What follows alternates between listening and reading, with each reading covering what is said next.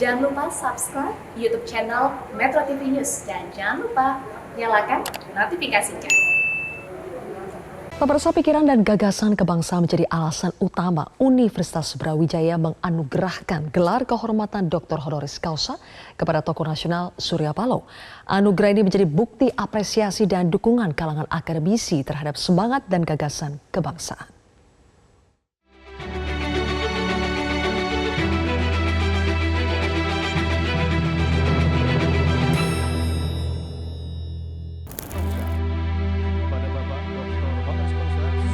Ketua Umum Partai Nasdem Surya Paloh mendapatkan gelar Doktor Kehormatan atau Honoris Causa di bidang sosiologi politik dari Universitas Brawijaya Malang, Jawa Timur. Dekan Fakultas Ilmu Sosial dan Ilmu Politik Universitas Brawijaya, Solih Moadi menjelaskan, pemberian gelar ini merupakan kali pertama dilakukan FISIP Universitas Brawijaya. Pemberian Doktor Honoris Causa saat ini adalah yang pertama bagi FISIP dan yang pertama bagi Universitas Brawijaya sebelum masuk pada PTNBH. Ini di dalam bahasa Jawanya itu larah-larahnya itu akan saya ceritakan sedikit biar Bapak Ibu nanti tahu kira-kira seperti apa. Waktu-waktu itu FISIP karena sudah ada jurusan yang terakreditasi A, program S3 atau program doktor. Pada waktu itu banyak sekali yang menawarkan untuk mendapatkan gelar Dr. Honoris Causa di FISIP Universitas Brawijaya. Kami berpikir panjang, kira-kira siapa yang berhak dan layak untuk mendapatkan Dr. Honoris Causa di FISIP Universitas Brawijaya. Kami berembuk dengan semua jurusan dan kami berembuk juga dengan beberapa anggota Senat Fakultas, yang akhirnya ketemulah satu sosok, yaitu Pak Surya Dharma Paloh.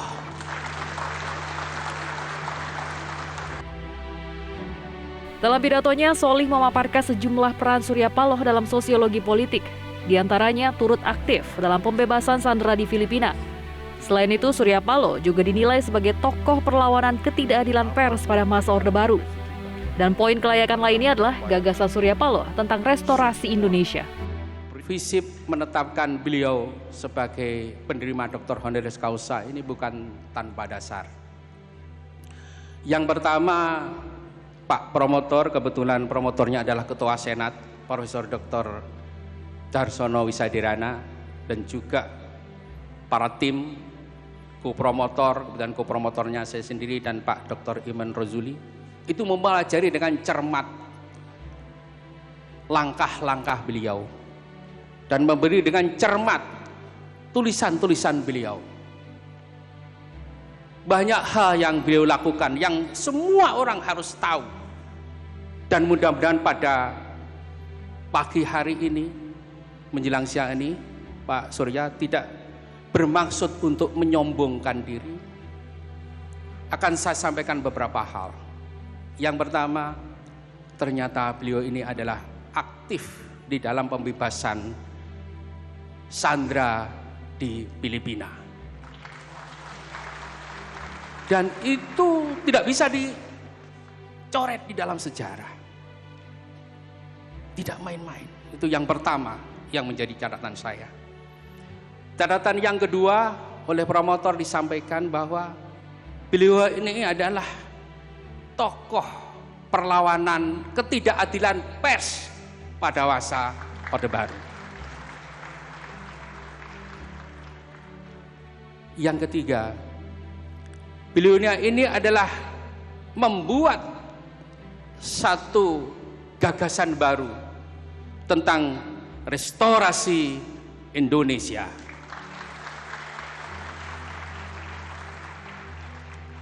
Yang lebih mencengangkan lagi, di masa di mana politik itu dianggap segala sesuatu yang kotor, dianggap segala sesuatu yang tidak baik, beliau mencetuskan ide tentang politik tanpa mahar.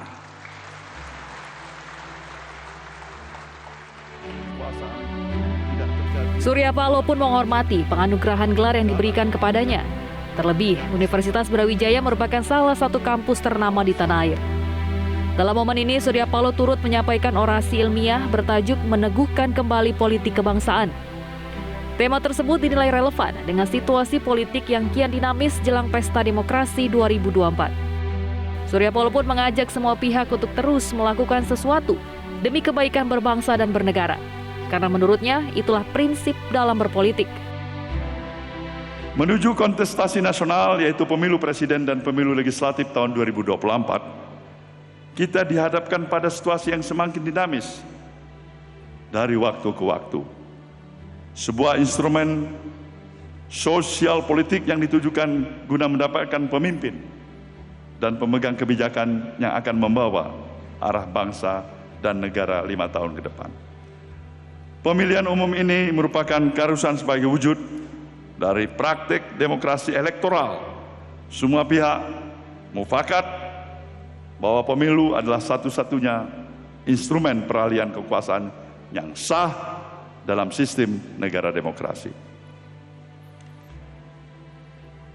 Persoalannya, satu dasawarsa terakhir ini kita melihat hadirnya proses politik yang rawan, menimbulkan kerusakan dalam kehidupan berbangsa dan bernegara. Ada yang terasa kebablasan dalam praktek politik dan kekuasaan kita. Semua pihak seperti merasa sah-sah saja untuk melakukan segala cara untuk memenangkan kontestasi itu.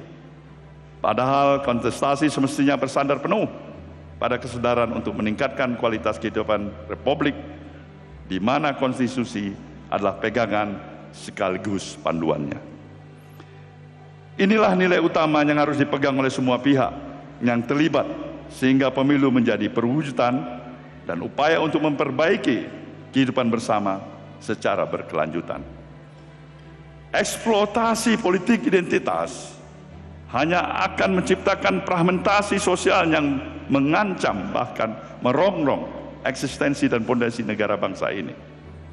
Praktek ini sangat nyata dan bahkan sangat ekspresif. Ini adalah sebuah situasi zaman yang berkembang sebagai lawan tanding globalisasi yang general untuk mereproduksi simbol-simbol yang paling primitif dalam relasi sosial politik peradaban manusia, yaitu relasi keluarga, suku, atau agama.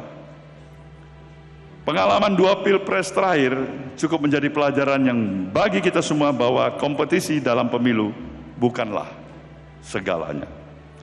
Kompetisi hanyalah upaya bagi kita untuk terus-menerus mencari yang terbaik dan mencari yang lebih baik. Tentu terlalu mahal pertarungan yang dilakukan jika hanya untuk berkuasa. 5 hingga 10 tahun, kita mengorbankan sesuatu yang lebih besar, yaitu bangun kebangsaan yang telah berdiri hampir 1 abad ini. Di sebuah tema. Surya Paloh menambahkan, pemilu adalah perwujudan dari politik gagasan dan kompetisi yang penuh kedewasaan sikap serta ruang untuk mencerdaskan kehidupan bangsa. Maka diperlukan politik kebangsaan yang bisa dijadikan komitmen oleh semua partai politik. Politik kebangsaan adalah garis politik yang mestinya bisa menjadi komitmen semua partai politik. Semua pihak menyadari bahwa kompetisi dalam pemilu adalah keniscayaan dan akan berulang setiap 5 tahun sekali. Oleh karena itu, lebih penting dari hal tersebut adalah menjaga keberlangsungan dan eksistensi negara bangsa ini.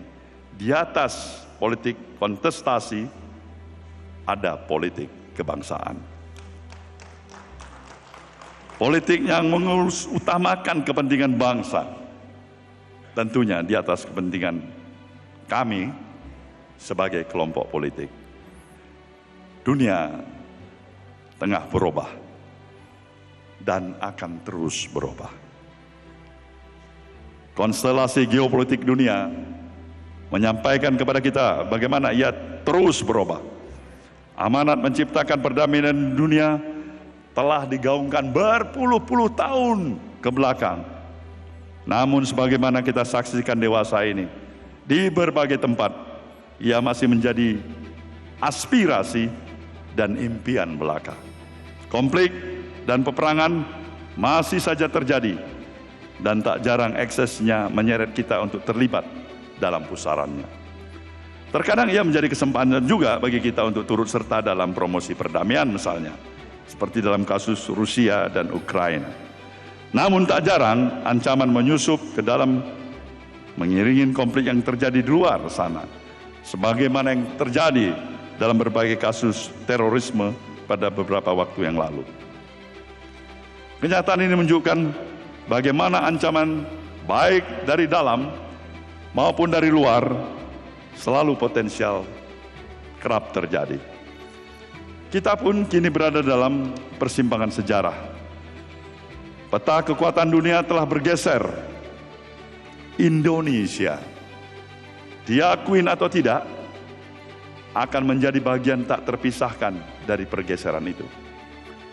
Sebagai negara dengan luas wilayah dan jumlah penduduk yang terbesar keempat di dunia, pastilah keberadaannya menjadi perhitungan dunia. Dalam acara pengukuhan gelar baru Akademi Surya Paloh, hadir pula Wakil Presiden ke-10 dan ke-12 Yusuf Kala. Selain itu, sejumlah pejabat pemerintah yang juga politikus Nasdem turut hadir, yaitu Wakil Ketua DPR RI Rahmat Gobel, Menteri LHK Siti Nurbaya, dan Menteri Pertanian Syahrul Yassin Limpo.